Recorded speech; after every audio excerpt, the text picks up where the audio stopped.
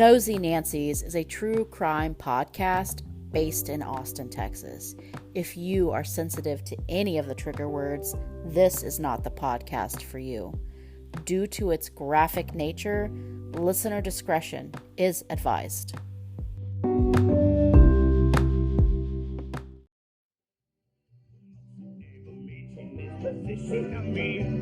Somewhere between the sandy and again and again.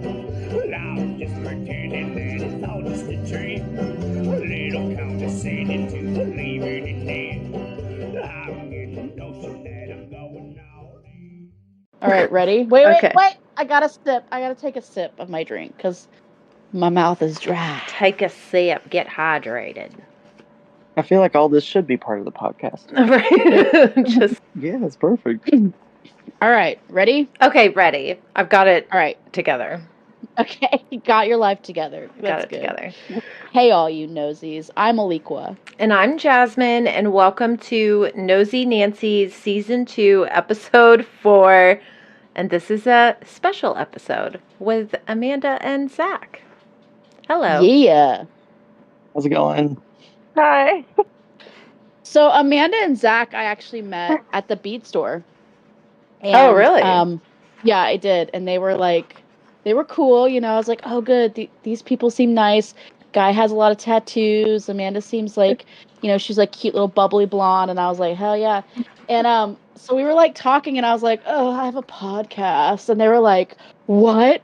And then they completely floored me with all their knowledge of like murders in Austin. And I was like, why am I doing this podcast? And they fucking aren't. You know what I mean? Yeah.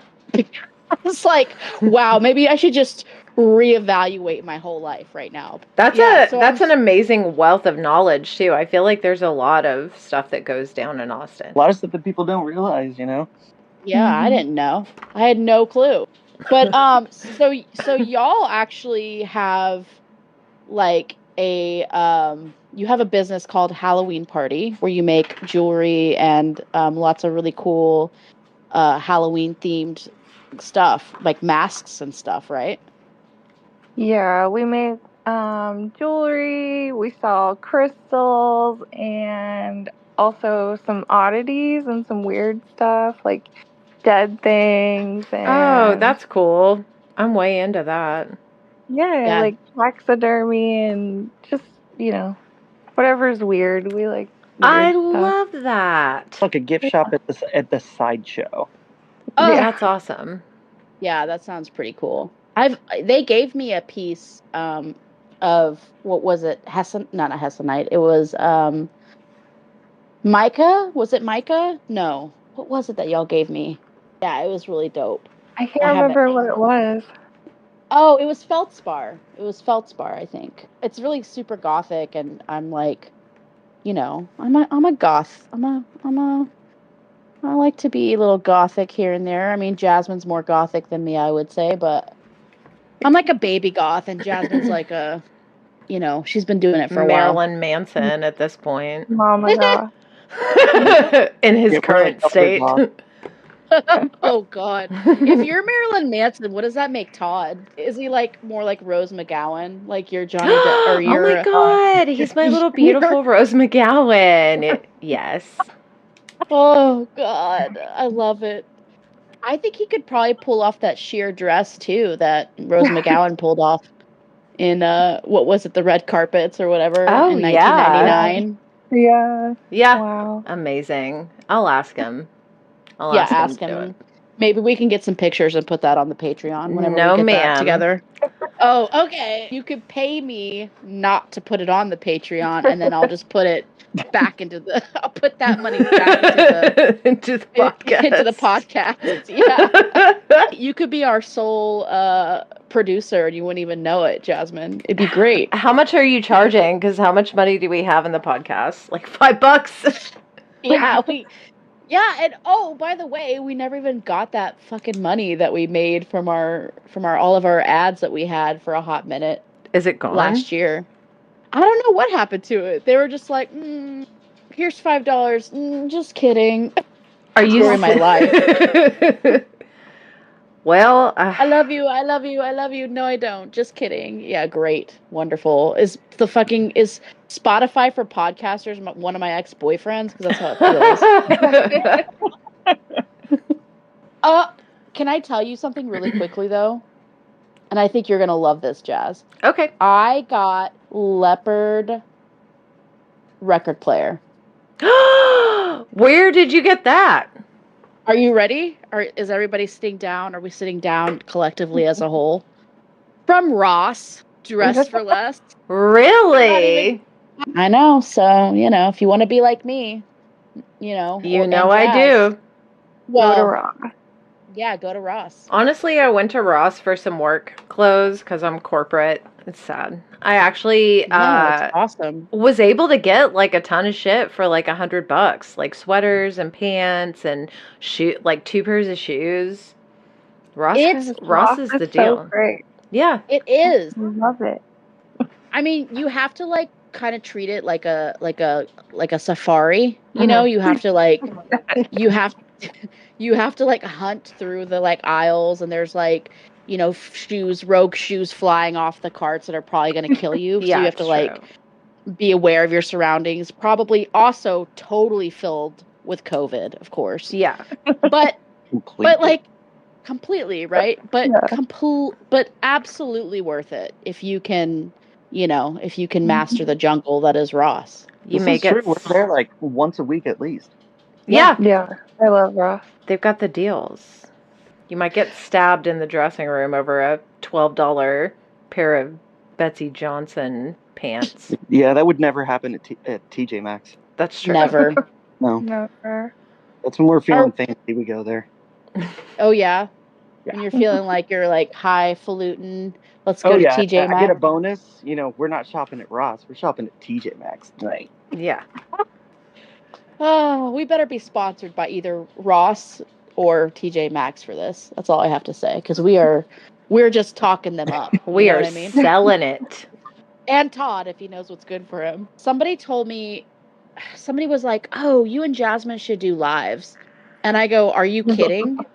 Have you listened to any of our episodes ever? Like at all? Of the edited ones? Because even that's pretty bad. Yeah. I'm gonna tell you this, and Courtney's gonna kill me, but she was like, "Does Jasmine know that we can hear her eating?" And I was like, "Yes." And she's like, "Oh, I can't take it. My OCD. I can't take it." I do now. Well, again, now I'm having to apologize to Courtney again. Courtney, it wasn't picking up on the microphone, and I thought that I was being undetected until I heard it. And I didn't want to say anything. Because she had just cussed me out over clearing my throat when she's talking. Okay, calm down. Oh, God. So Amanda and Zac are going to tell us about an Austin murder. Like, when did this murder take place?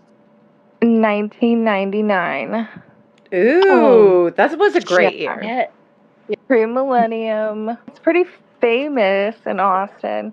At the time, I think people have forgotten about it now. But we love that. We love that. Yeah. This gives it a great opportunity to kind of like bring it back to life. And I'm ready. Are you ready, Jazz? I'm ready. Let's hear it. Let's dive into this. Okay. All right. So October 2nd, 1999. This is the day that it all goes down. Coral Canyon Road, Westlake Hills. If you're familiar with Austin, you know about Westlake. It's the fancy, ritzy part of town. A wealthy, well-to-do, fancy pants area. Oh, yeah. Okay, so we have Stephen Beard. He's a wealthy TV executive who built his empire in Austin. And he was sleeping soundly in the master bedroom suite of one of the wings of his home he shared with his wife and 2 daughters. And all of a sudden, one of the wings. Yeah. Yeah. I don't even have a wing in my house. This is important because there's multiple wings. So you could sort of pretend to not hear stuff in one part of the house, and because it was that big. There's reasonable doubt. There's reasonable doubt that people don't hear you. Steven's asleep in his bed. All of a sudden, he feels this stabbing pain in his abdomen. And he calls out for his wife, but she's not there. She usually is, and she's nowhere to be found. So he calls for her. There's no answer. There's nothing. She's not there. He's all alone. He has no idea what happened. But he's in major pain. So he calls for an ambulance. He grabs the phone off his nightstand and places a call to 911. The police and the ambulance arrive on the scene, having no clue what happened because Steven doesn't know what happened. Right. You can listen to the phone call, the 911 call, and he says, my guts just shot out of my stomach. He had no idea what happened. Oh my God. He just woke up. He was fully asleep. No idea. When the police get there, there's no obvious crime scene. There's nothing like broken into, like nothing at all. So there's no one really knows what's going on at all. So, but they take Steven by helicopter to Brackenridge. So he's good old Brackenridge. They really had no clue what was going on with him, but they knew he was elderly and like it was bad. Like the situation was dire. So they got him there, and then police go to search the rest of the house. They found his wife and daughter in the other wing of the house, completely not knowing what was going on. They hadn't heard anything.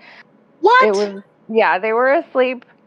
I guess they were asleep, not knowing anything at all. They had no clue. They questioned them. They had nothing.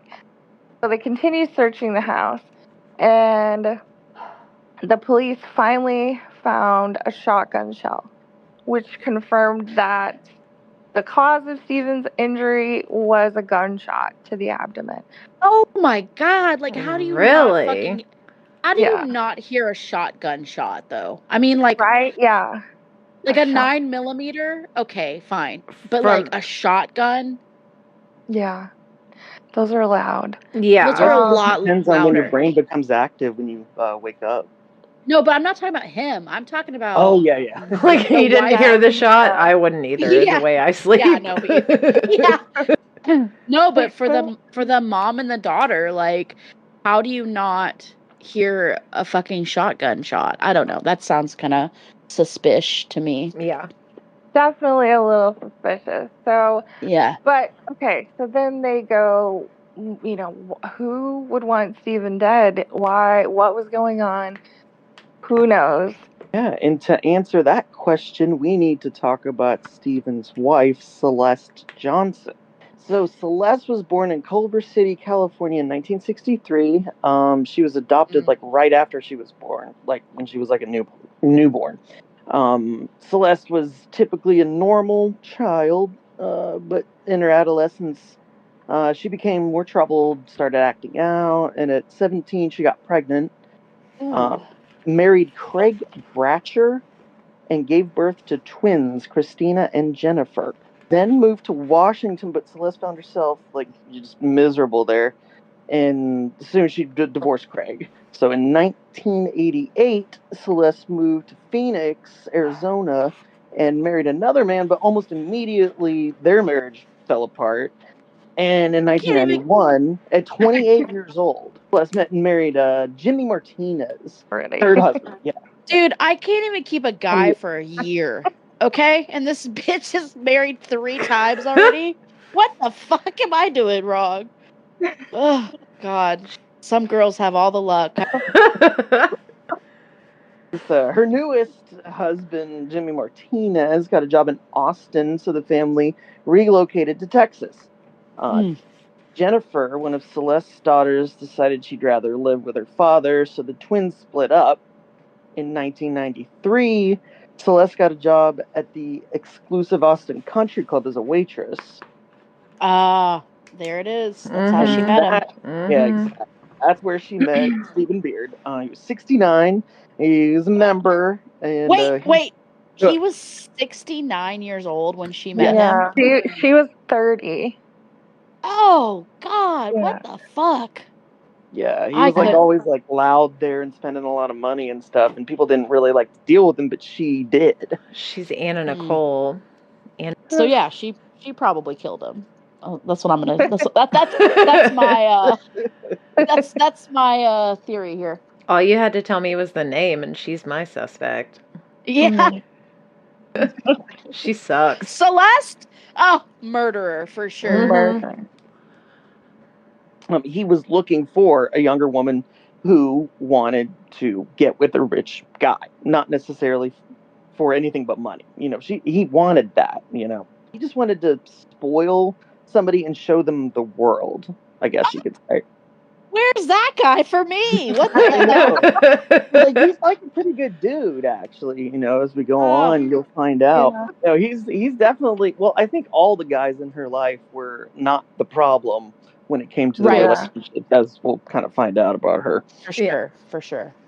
Okay, so she started flirting with him and stuff, and she was the only one that would take care of him. So they just kind of formed a little bit of a relationship. And then and remember, she was still married to Jimmy Martinez, so she had divorced him in favor of moving in with Steven after they got together and kind of made an agreement. And she took a job as house manager, in quotations. Imagine having a house that's so big it needs its own manager. Exactly. Wow. That was her title. And eventually Steven finally asked her to marry him, and she agreed. Yeah, I bet. Signed a prenup that said Celeste would only get $500,000 if the marriage ended in divorce.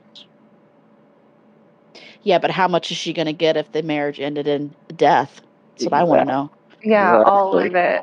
All of it, which was a lot. Well, boys and girls, that's our motive right there. Exactly. But you'll never guess how she pulls it off. I don't know. Yeah, I have no idea, but I'm ready. I'm ready for it. Lay it on us. All right, so Celeste asked Steven to adopt her twins, Jennifer and Christina, after their biological father died. Makes sense. So when their biological father in Washington died, then Christina moved back to Austin to be with her mom. Yeah. And okay, gotcha. And once that happened, she asked him to adopt them, and they were happy about that because they loved him. He was, like I said before, he's like a really good guy, actually, and he treated them like wonderfully, and he was just like nice, and just like a great dad. It's never Ted Nugent. You know what I mean? It's never the people we want to fucking go. Yeah. It's never the slime balls. Ted Nugent outlived him, and that's always a problem for me. Yeah, that's not fair. I agree. Eventually, I mean, they lived happy, like really great for a time, and then until he started to get pissed off about Celeste's spending habits, basically, because she was going nuts with his money, And at one point, like the breaking point, I think, was when things started to change. Was when he gave Celeste $500,000 to show her how to build a fortune for herself. But she spent it all. Yeah, like immediately. On just what? Like, like a couple of weeks, I think. Nothing. Wasn't it within a month or two? Yeah, and there was nothing. She had nothing to show for it. Yeah. Yeah.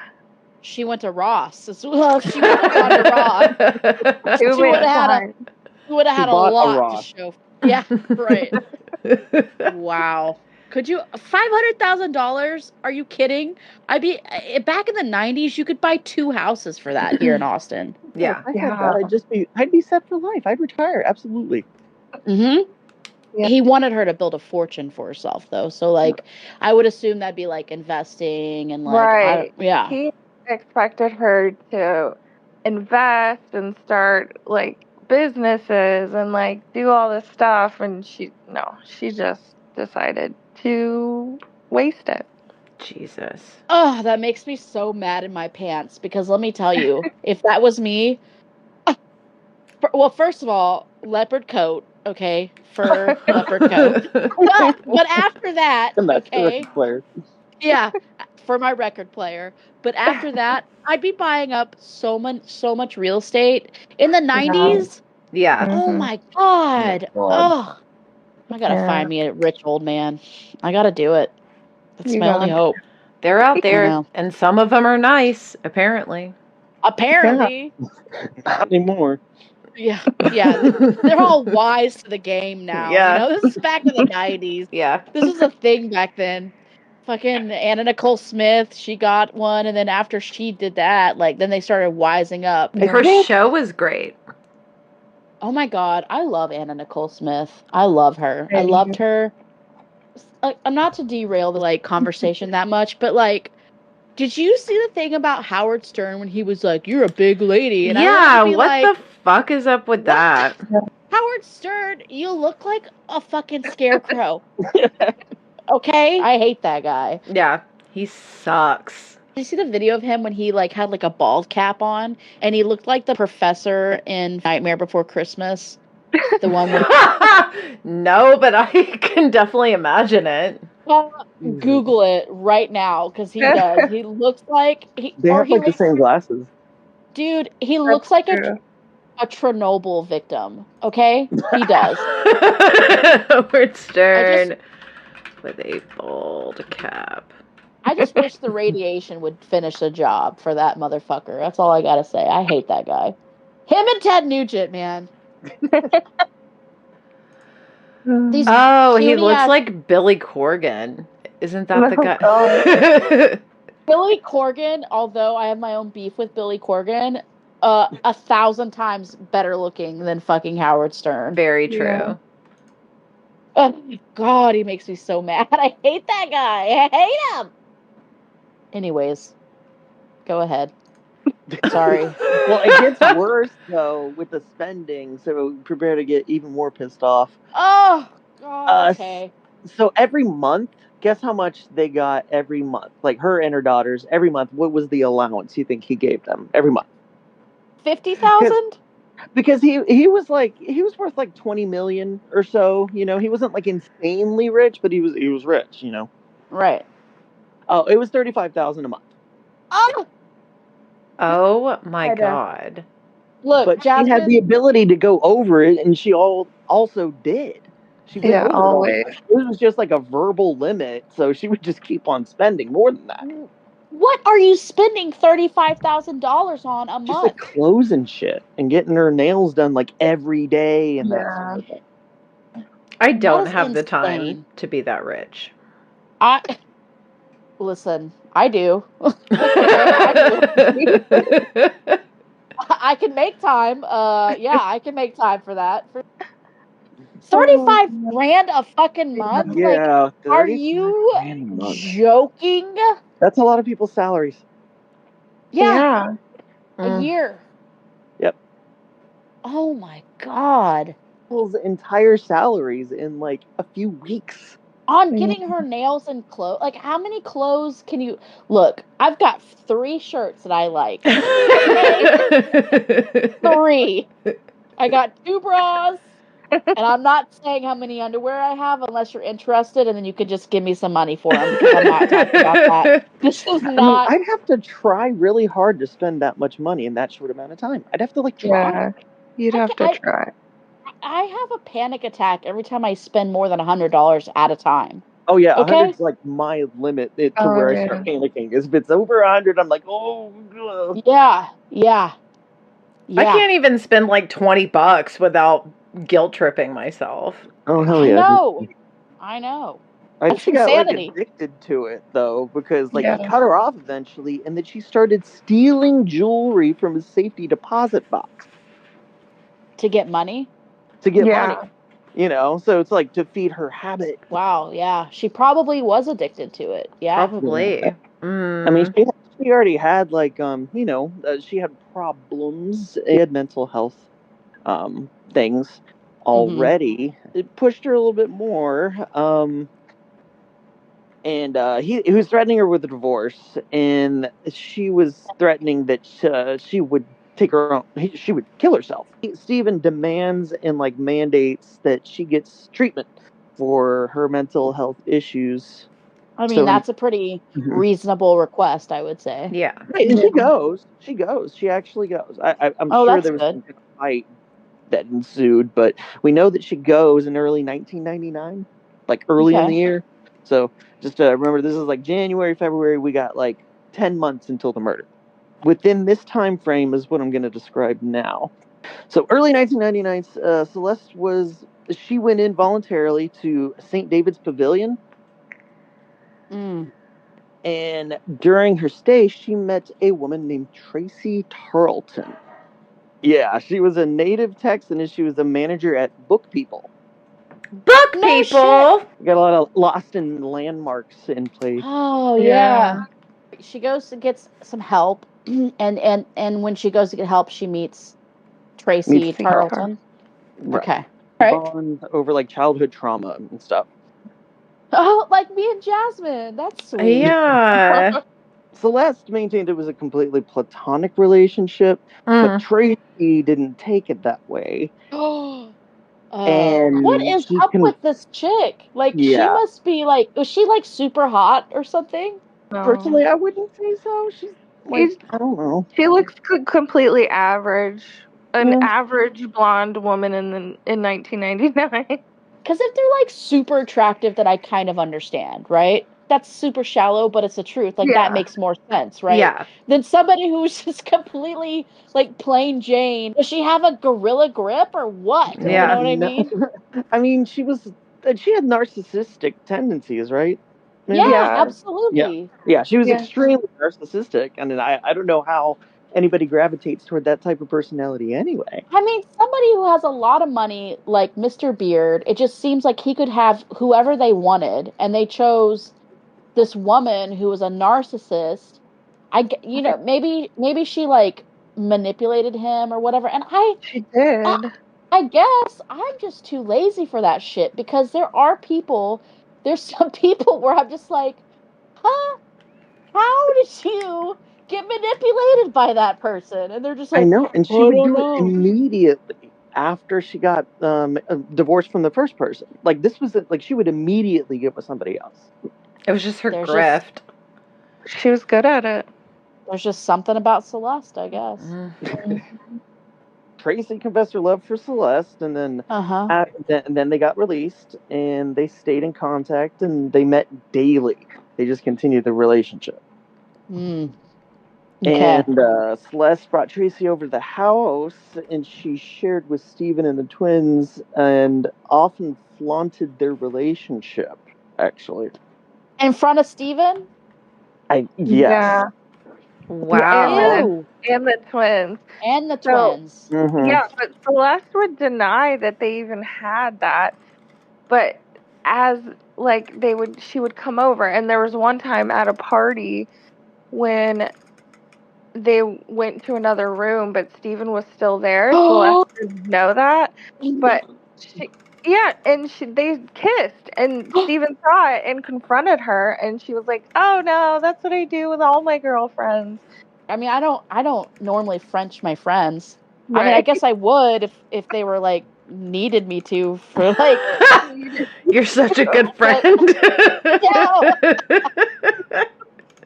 I mean, it's the little things. It's the least I could do. What the hell, man? This is scandalous. Poor Stephen.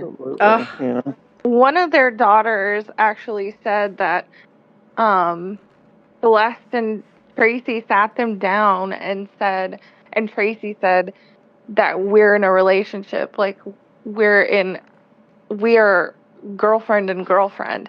And Celeste sat there and didn't say anything. She just didn't. Yeah. That's got to be so confusing for those girls. Yeah, how old were they at the time, honey? They were 15, 16, 17, by the time they moved in with Stephen. So it was about a 4-year period before it all went to hell. Wow. Yeah.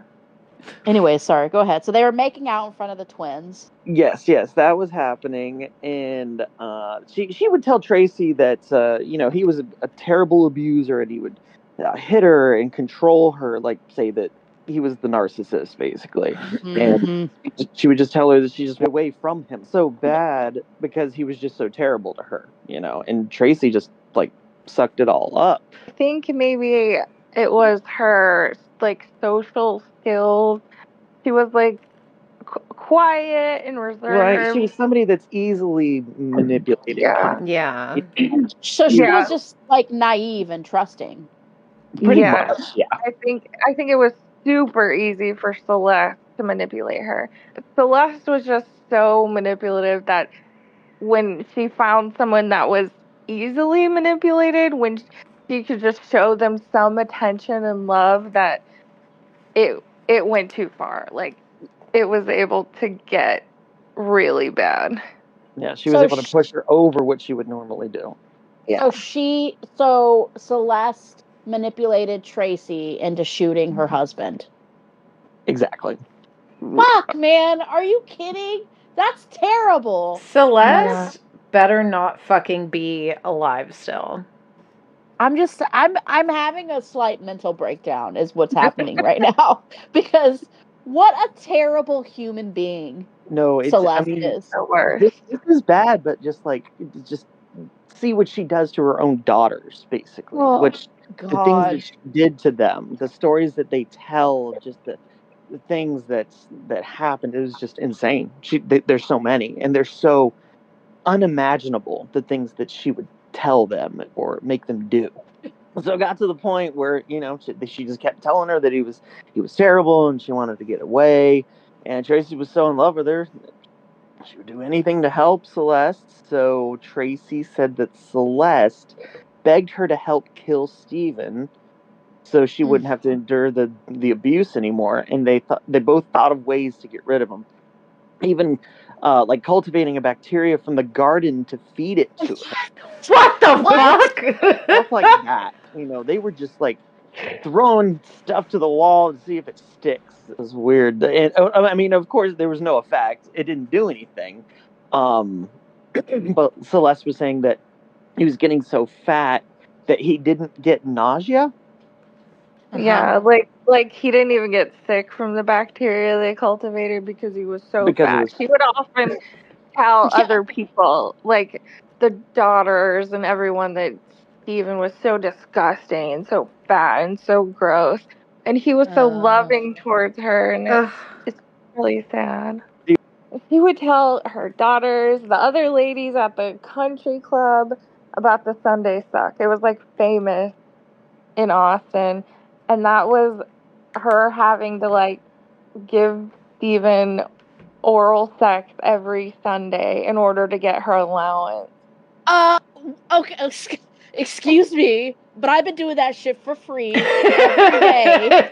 Okay. Yeah, she used to complain all the time about it, and talk about how it was gross the only sexual contact she had with him. Yes. Was she had blowjobs? Yeah, the Sunday Suck.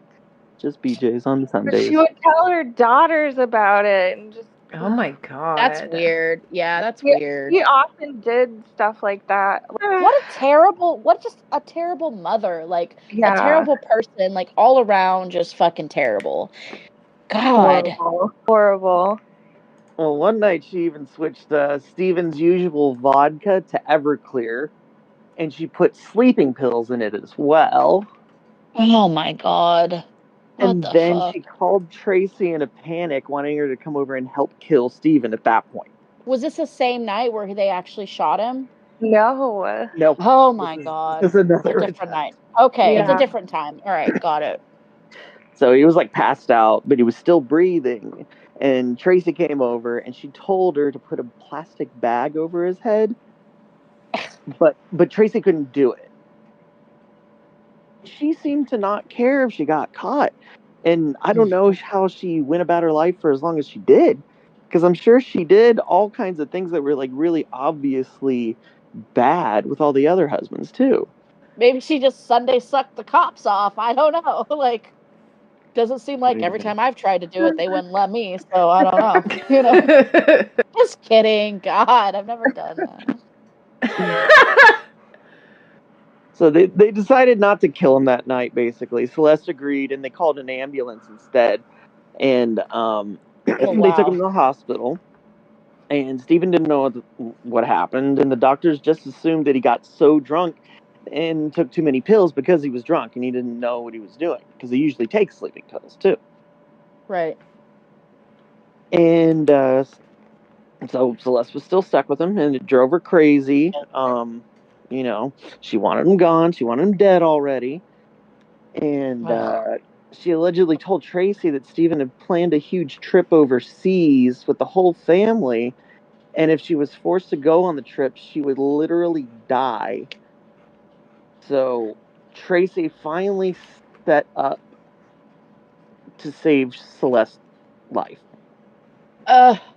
See, this is what's so terrible about this, is that she is manipulating Tracy into thinking that Tracy's actually a hero. Yeah. Mm-hmm. So it's like that classic, like, Captain Save-A-Ho thing where, like, they feel like they're doing this, like, great thing by saving this woman from this very old and abusive man, and her children. Like, when you add children into that, Right. you know what I mean? Yeah, this is like October now. We're in October because we're at the day, pretty much. So Stephen had planned this huge trip to kind of get everybody back together. Like, they had been fighting about money. Everything, was kind of not great with the whole family. So his whole thing was, I'm going to get the family back together. We're going to go on this big European trip to, like, Greece and Italy and all this stuff. And Celeste was like, oh my God, I can't be anywhere near him. I hate him so much. He's so terrible. So Tracy was like, this is it.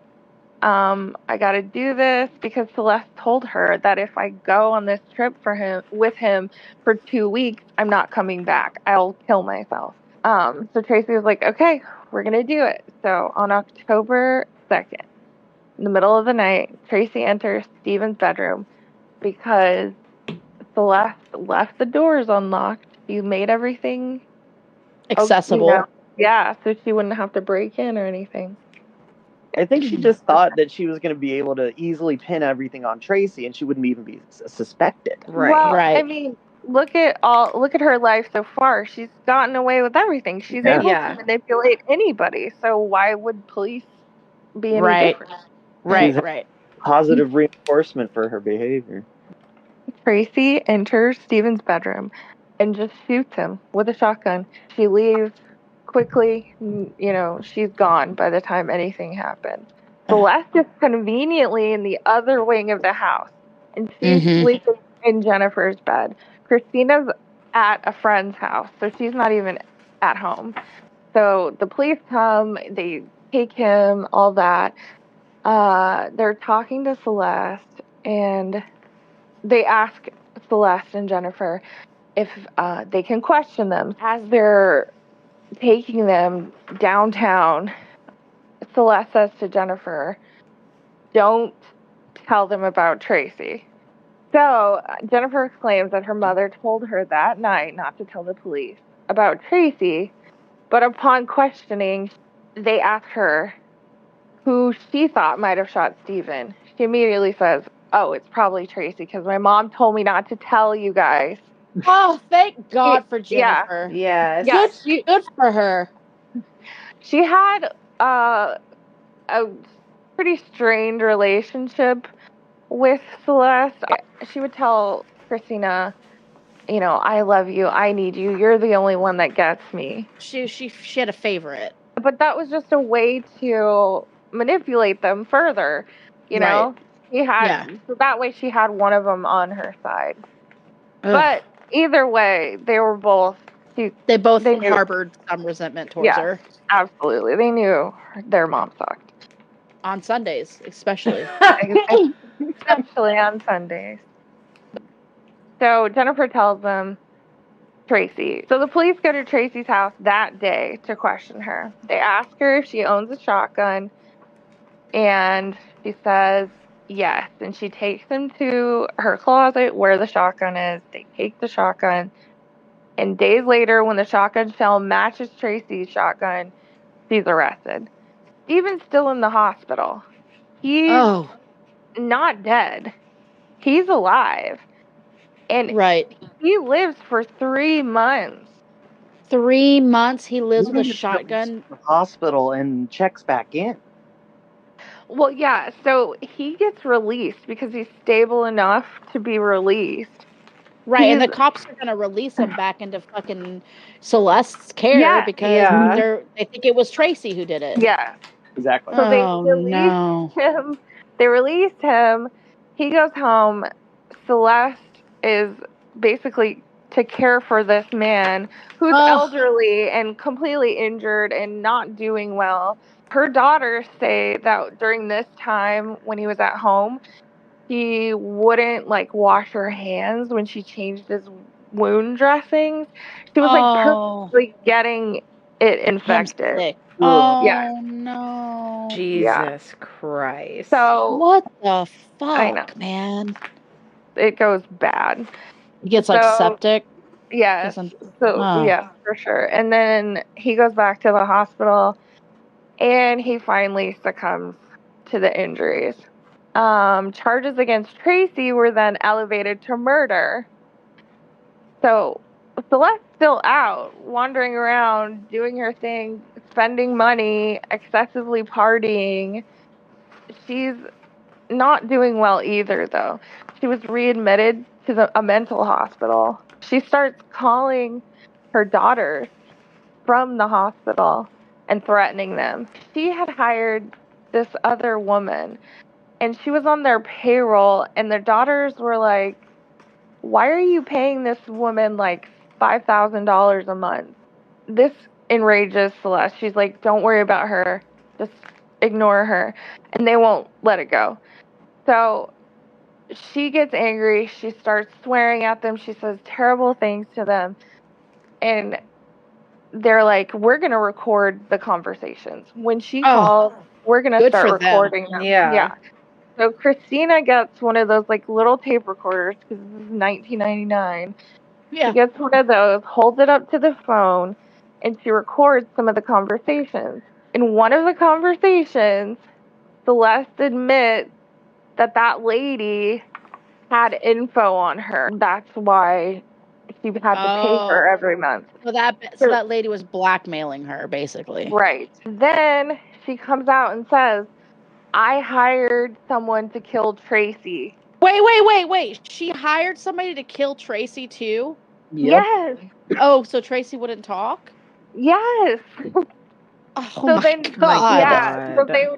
So Tracy would be murdered. Then no one could say, oh, well, it was Celeste who told me to do it. So then she would get off completely free. Besides the fucking trail of bodies that are Yeah. fucking pointing to her. Yeah. The twins were terrified that they were going to be next. Like, Yeah. they did not trust their mother at all. So they went into hiding. They just Good for stopped. them. Yeah, they stopped answering her calls. They went into hiding. Celeste continues her partying. She goes to clubs. She's like, has a new lease on life. You know, all this money coming to her. It's great. Her life's great. She even gets married again to a man named Cole Johnson. I think he was just like a regular guy. She was set for life, so she didn't need another rich guy. But there was someone in prison waiting for her named Tracy who was still in love with her. She read in the newspaper that Celeste got remarried. And that broke her heart. Like, she went into a rage and she said, I need to talk to my lawyers.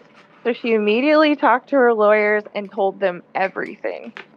Celeste manipulated her into killing Steven. Tracy thought that they were going to be together forever, even if she was in prison. She thought that Celeste was absolutely loyal and in love with her, too. So when she saw that, she was like, no, she never loved me. She didn't. It was all, manipulation.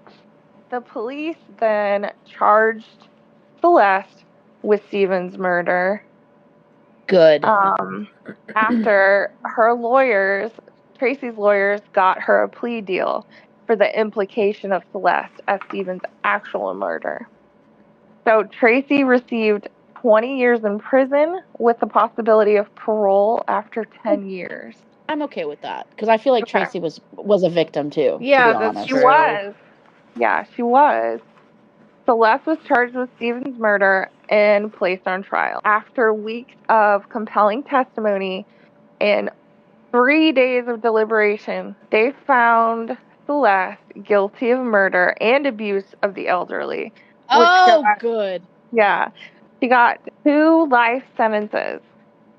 And she remains in prison in Gatesville. Well, She's still I out will there. be sending her a cake with a little cultivated bacteria from the backyard. No, you can't say that. Well, Yeah, not Celeste, again. I don't wish you well at all. That's all I'll say. She still maintains her innocence, and she says Tracy acted alone. It was all Tracy. Oh my God. Yeah, and she had nothing to do with it.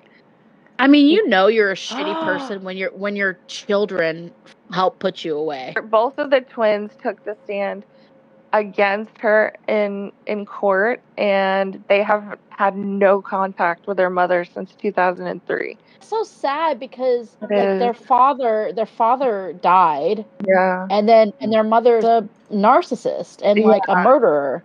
They had 2 fathers die, basically. Yeah. Well, yeah, 'cause right, Stephen exactly. was adopted. Yeah.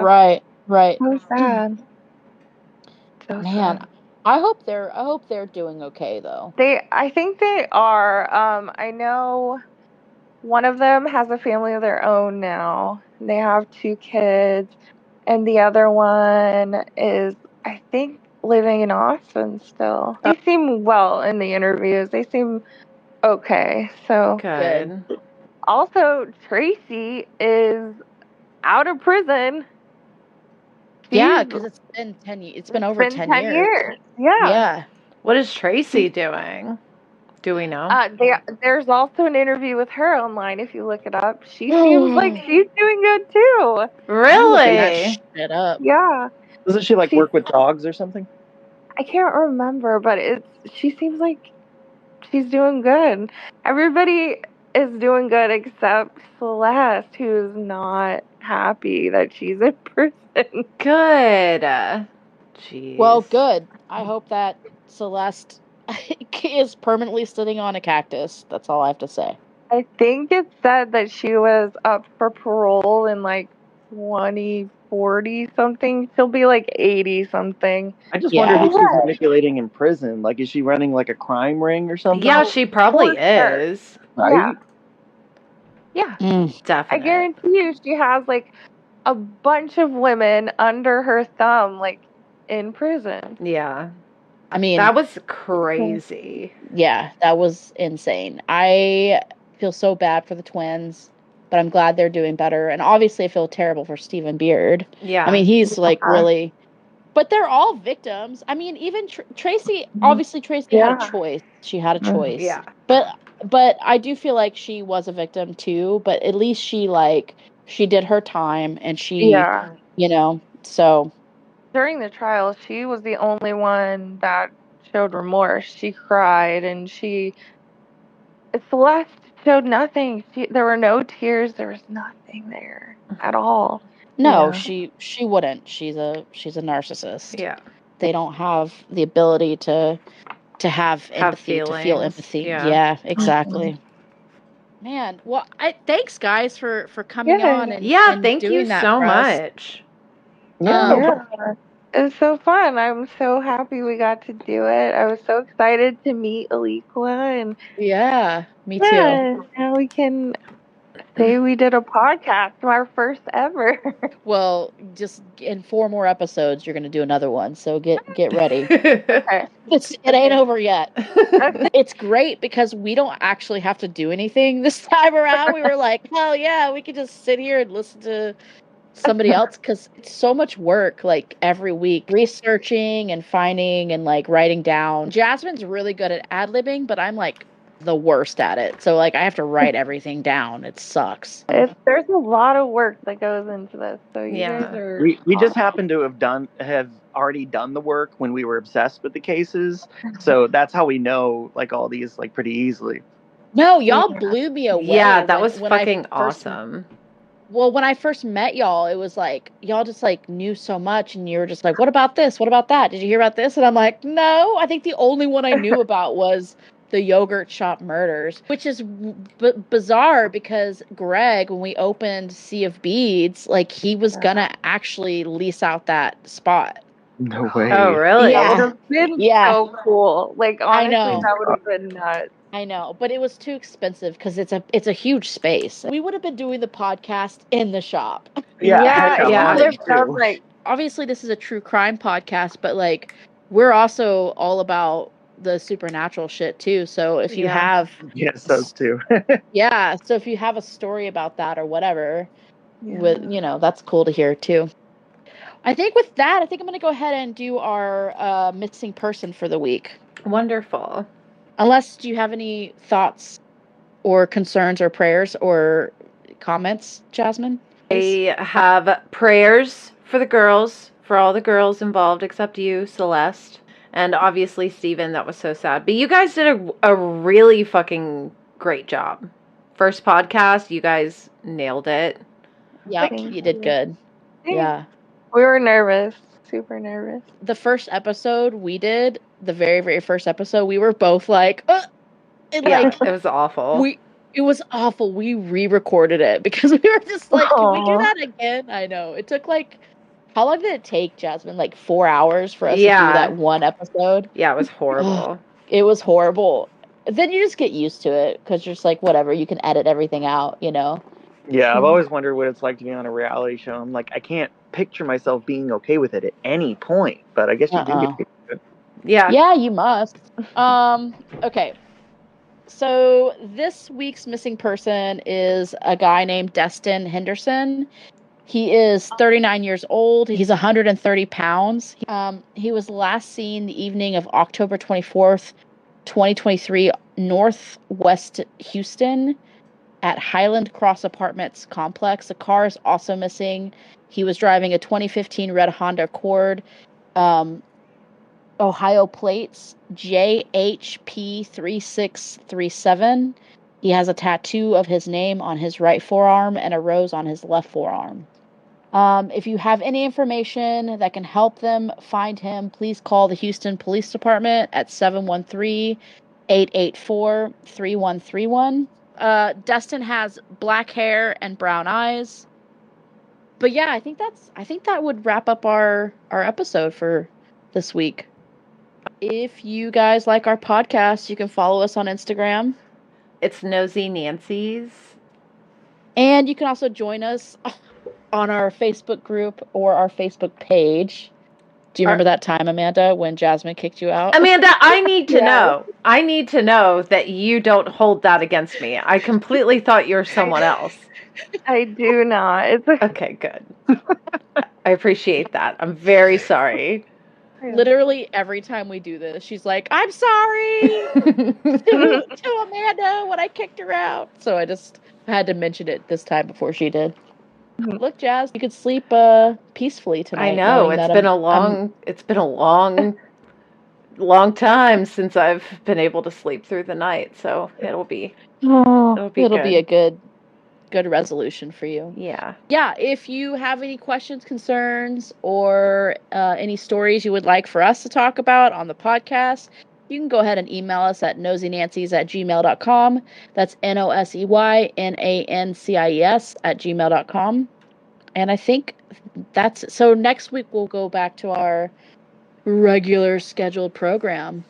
We appreciate you guys for coming on. Thank you so much. Yeah. No problem. It was fun. That was amazing. Such Good a great time. Yeah. I was just going to say, so we'll see you guys next week. Yeah. Ciao. Auf Wiedersehen. What did you say? Auf Wiedersehen. What does that mean? It's Bye. I thought you said Velveeta Sam. Velveeta Sam. Velveeta Sam. Velveeta Sam. I'm like- legally changing my name to that now. You 100% should. Velveeta Sam. Velveeta Sam. C'est la vie, ma